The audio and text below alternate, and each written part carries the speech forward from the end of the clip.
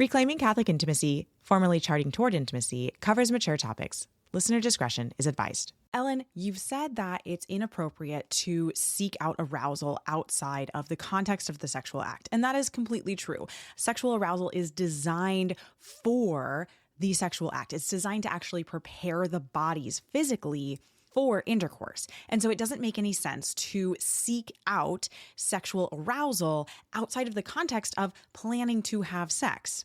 So the question was, what do we do when that arousal comes? How do we set it aside gently instead of shaming ourselves, repressing it, or getting frustrated that it exists?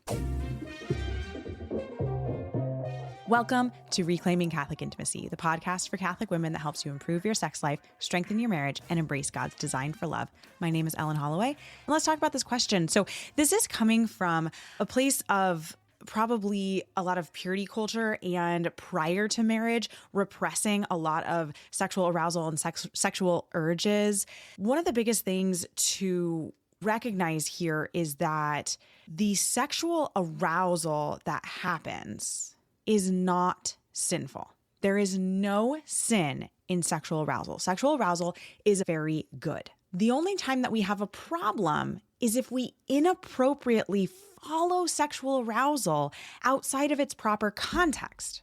And so again, this is a situation where you begin to get aroused, but you're not planning on having sex for one reason or another. Maybe you're avoiding pregnancy right now and it's the fertile window. Maybe it's just an inopportune time to have sex. Maybe it's in the middle of the day, something like that, right? We don't want to follow that sexual arousal and purposefully get ourselves or our spouse more sexually aroused, because all that's going to do is frustrate the natural action of sexual arousal, which is preparing the body for sex. And we don't want to frustrate that natural design it doesn't make any sense, right?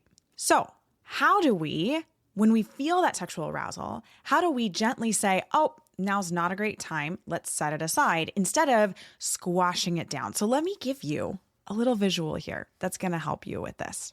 Yesterday, my daughter came up to me at an extremely inopportune time. I was trying to listen to something and respond to someone and talk to them, and she came up to me with a drawing that she wanted to show me. And this was like, I couldn't give her my attention at this time. There was no way I was going to be able to look at her drawing and go, oh my gosh, that's so cute. It's so beautiful. That's great. Thank you for showing me, right?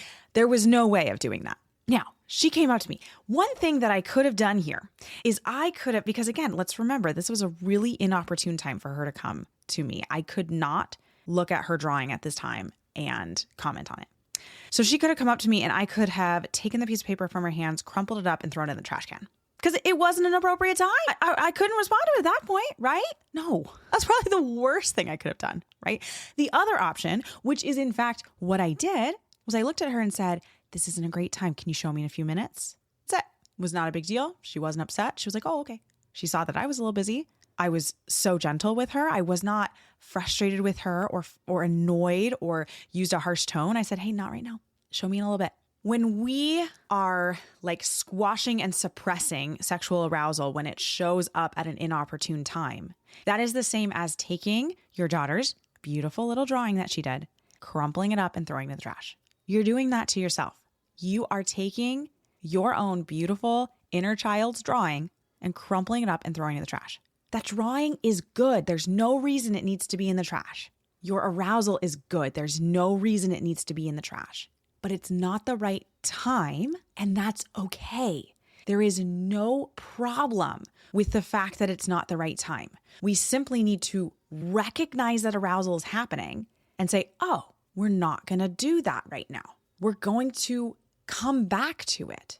We're going to address it later. We're going to come back to it later tonight or in a couple of days or whatever. But we do not need to take it and crumple it up and throw it in the trash can. That's the worst thing that we can do. And this comes from most likely a history of purity culture, sexual repression, all of those kinds of things. And so if you've really grown up, or if you did grow up in that, And there's still a lot of those vestiges of purity culture sitting around in your brain going, sex is probably dirty. Sex is probably not the best thing. Sex is probably bad. Sexual pleasure is probably bad, right? As soon as you experience sexual arousal, all these little alarm bells are going to go off in your head like, oh, this is bad. Let's get rid of it. Let's get rid of it. But remember, we don't want to crumple up the cute little drawing and throw it in the trash. There's no reason to, because sexual arousal is good. It has a purpose. It is designed to prepare our bodies for sex. We want sexual arousal to exist. We want it to exist. So what I want you to do the next time this happens to you is I want you, as soon as that sexual arousal comes, I want you to recognize it and say, wow, this is sexual arousal. Okay. First, we want to acknowledge it. Second, I want you to acknowledge its goodness. Oh, this is sexual arousal. And this is so good. How great that my body has the ability to get sexually aroused. How great that I am experiencing sexual arousal in this situation. How wonderful. And then we're going to gently, we're not crumpling up the piece of paper. We're going to gently tell our brain and our body, this is just not the right time for it. And that's fine. It's not a problem. And then we're going to transition. So this might mean transitioning your thoughts, right? If it was something in your thoughts that brought you sexual arousal, transition your thoughts. Some really good ways to do this are like listening to a podcast episode, probably not this podcast.